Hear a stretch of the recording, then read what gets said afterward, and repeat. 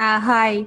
For this story especially, it's always remind me with great times. When I was at 10 years old, I visited Nablus, a city in Palestine, and this city especially have a lot of Samaritans, and they especially have this great motivating session for us, and it was my first open-minded session ever. They are one of the most kindest and open-minded and motivating people you can ever meet. And since then, just start thinking that the problem is that we don't much meet each other. We don't have this time to engage with each other. And that from since then till last year, this was my first time just to communicate with someone from different background. Last year I've been to San Francisco, and it was like my first experience outside of Gaza, and it was directly after the war on Gaza. After like 55 days of war, I just went to San Francisco, so it was totally different. And I was scared at the beginning, and I was scared that how people will treat me. And what I didn't expect it is that people was so friendly, people was so understanding, people was so willing to listen to each other. And this really helped just let me know that the problem is that I didn't have the chance to meet with people from other backgrounds. I didn't have chance to open my mind and just listen, just to share the other experience. And it also was a great chance for me to feel that I'm totally satisfied with my religion. I don't have any problems in my beliefs. The problem is that I also need to open mind and just think of the others as just human beings that share. We have a lot of common, but we are focusing on the tiny little differences between each others. The second time I hear this story was also in San Francisco, where I've attended this meeting with a group of Arab Christian who had this Saturday meetings, and I really asked them badly to attend their meeting because I really just want to see how people are praying for God, what they are believes. And what I figured out that we don't have much indifference. We all seeking for love, seeking for peace. We all want just to feel satisfied, feel that we are living in peace. And just I don't want to take long. The last thing is that what I believe, and it's a phrase for us in Islam, is that the religion is in how you treat others. So if you treat others in well, this is the great religion you should ever have. And it's not about excluding others. So thank you very much, Charles, for sharing this great story. Thank you very much. Thank you, May. Offuh. Let's see. Oh, there you go. Okay. Thank you very much. Charles gives the story of the Good Samaritan is a very deep story. It's a very deep story. Jesus is bringing two personalities that represent the world. And Jesus, through this story, is the same time asking, who is a good follower of God? A good follower of God, is it the one who is religious exclusively, or who practices the filial of God by communicating the character of God, which is love, to other human without considering the group the person belongs to, that looks very superficial.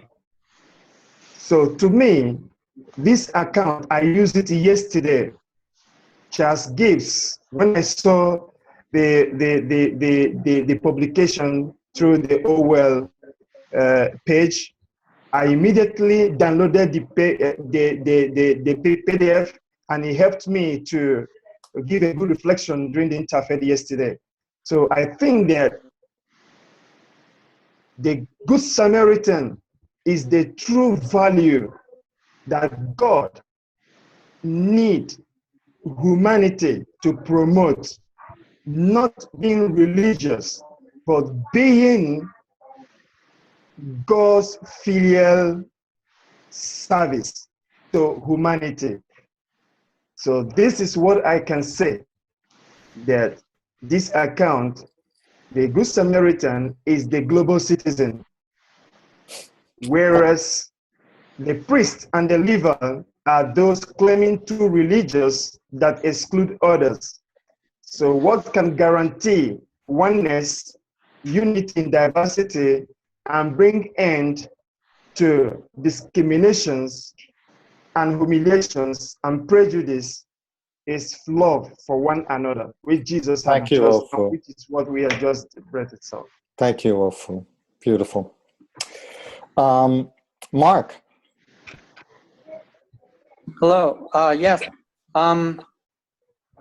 It struck me that the Samaritans were actually a group that had many practices in common with the Jews, and yet they were reviled. And somehow I feel the Unification Church is in a similar, analogous position with the Christian church today. But what I want to share is that I also felt that it brought me to the thought about Reverend Moon, how much he emphasized to us to love our enemies. And he even asked us to, get married to someone from a different culture, a different country, an enemy nation, actually. That was a theme of our blessing ceremony, world peace through ideal families. And even Reverend Moon went to North Korea and met with Kim Il-sung, the person who put him in prison for 2 years, 8 months in a concentration camp, who had him beaten and tortured until he was practically dead. But he was like Jacob, who wrestled the angel before he went to reconcile with his brother. When Reverend Moon went to visit Kim Il-sung, he was received as if he were an old friend. And everybody was so amazed. One of his people asked him, "Isn't Kim Il-sung your sworn enemy? How could you just embrace him so naturally and warmly?" Reverend Moon's answer was simple. "I met him with a parent's heart. In true love, there is no such concept as enemy." Thank you, Mark. Okay. So as a reminder, we're all drifting over a little bit over the time. So Prito, you've been signaling us diligently. So let's see, who's next? I think, where did Kay go? Did she have to go? I guess she did. Okay, so Charles, I think that leaves you. Whoops.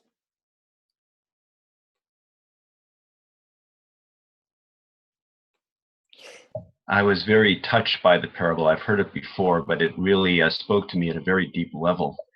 And for me, it was really the perfect story.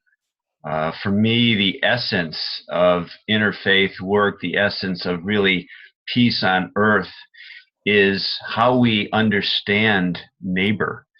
And I think that the word neighbor should be extended to all beings. I think that's something that I got from Buddhism very deeply, very directly. I could find it in Judaism, but I got it so deeply in Buddhism, and that completely changed my life. And that was one way I was able to come back to Judaism in a profound way and embrace a different relationship, different understanding of the divine.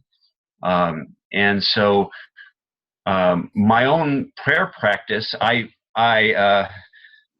do the Shema. So I speak about loving God with all your heart, and so on. I do it in the Hebrew. I also add to that the love of the neighbor, but I also add to that love of the stranger, and I also add to that love your enemies, which I get from Jesus, and I also add to that from the Buddhist, sort of love all beings. So for me, the real practice is about being able to see the divine in all beings and to really respond in a genuine way, not just to talk about it, but to really do it.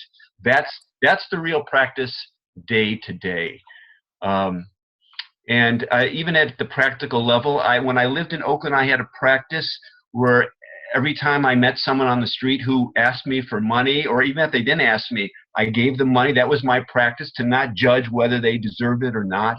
And I have to say, we moved, and when we moved, I actually missed the fact that no one asked me for money anymore. I live in a neighborhood. It's not exactly wealthy, but there's nobody on the street asking for help. And so I feel that my own spiritual practice has been diminished by the fact that I don't have as many opportunities to give tzedakah. And we say tzedakah is charity, but it really means justice. It means righteousness. It's an obligation, not just something that we just decide to do if we feel like it. Thank you, Charles.